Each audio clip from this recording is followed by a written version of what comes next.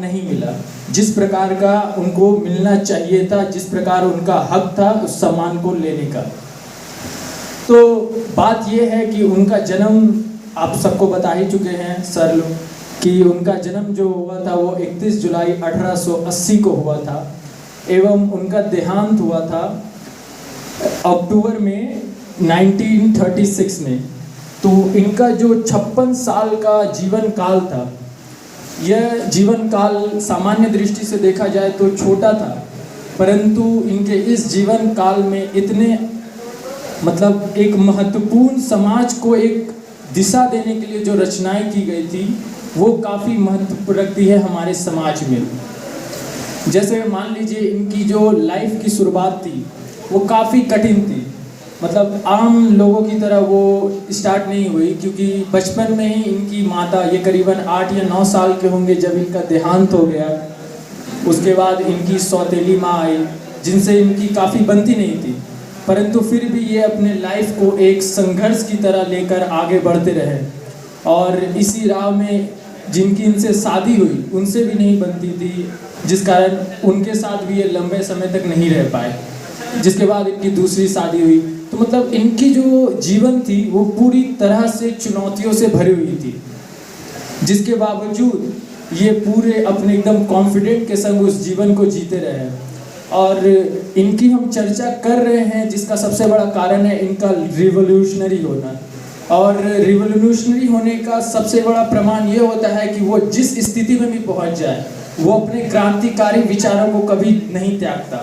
Example के लिए ले लीजिए आप हमारे महान नायक नेताजी सुभाष चंद्र बोस, उनको सिविल सर्विसेज में एकदम बता नहीं सकते आज जिसके लिए इतना संघर्ष होता है, जो निकालने का रेट होता है 0.01%। मतलब यदि अगर एक वर्ष में 10 लाख विद्यार्थी सिविल सर्विसेज का एग्जाम देते हैं तो मात्र 800 से 900 यानी 0.01% पास हो पाते हैं, सफल हो पाते हैं।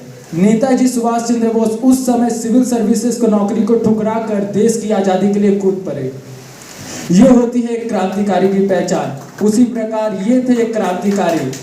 और आप सोच रहे होंगे कि ये कैसे थे, तो आपको बता दें कि इनकी जो शुरुआती रचनाएं थी, इन्होंने एक लिखा था सोजे वतन, और आप बता सकते हैं कि उस समय सोजे वतन की 500 कॉपियों को अंग्रेज सरकार द्वारा जला दिया गया। ये कितने रिवोल्यूशनरी थे। इसके बाद आप ये देखिए कि इनके जीवन में काफ़ी घटनाएं घटी। घटते घटते ये सपनों की नगरी मुंबई जा पहुंचे। वहां पर इन्होंने फिल्म में लेखन का कार्य किया।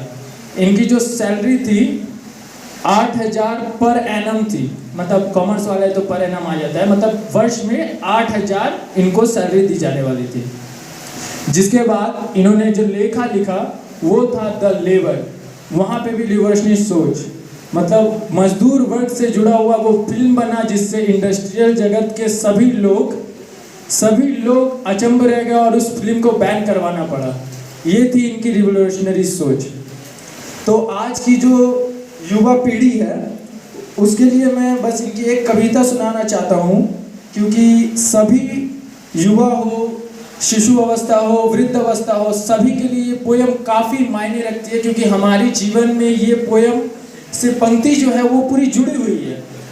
जिस प्रकार से लीजिए इनकी जो पहली पंक्ति है, उंगलियां हर किसी पर ऐसे ना उठाया करो, उड़ाने से पहले खुद पैसे कमाया करो।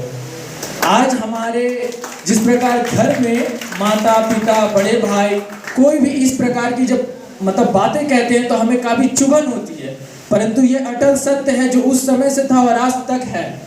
इनकी पंक्ति से यह स्पष्ट होता है। इनकी दूसरी लाइन है, जिंदगी का तात्पर्य क्या है एक दिन खुद ही समझ जाओगे, बारिश में पतंगों को हवा लगवाया करो, दोस्तों से मुलाकात पर हंसी ठहाके लगाया करो। जिस प्रकार अभी थोड़ी देर प्रोग्राम स्टार्ट पहले से हम लोग लगा ही रहे थे, मतलब ये हूबहू हमारे विषय में ही बता रहे हैं। इसके बाद है, पूरे दिन मस्ती और घूमने के बाद शाम में तुम कुछ फकीरों को अन्न खिलाया करो।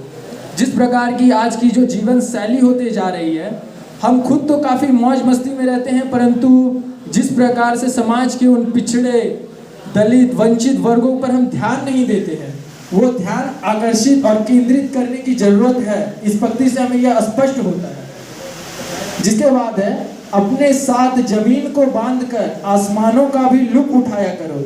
जिस प्रकार से आज के कुछ लोग हैं, युवा पीढ़ी में हो, वृद्ध अवस्था में हो, जिस प्रकार के भी कुछ लोग हो, जो थोड़े से ऊपर उठकर अपने आप को काफी महान समझते हैं, लेकिन उन्हें यह नहीं पता वास्तविक महान व्यक्ति वही होता है जो ऊपर उठकर भी जमीन से जुड़ा हुआ होता है। आपने वो एक फोटो तो प्रेमचंद जी की देखी होगी, जिसमें वो फटे जूते पहन के, आप सोच सकते हैं कि इतनी उच्च कोटि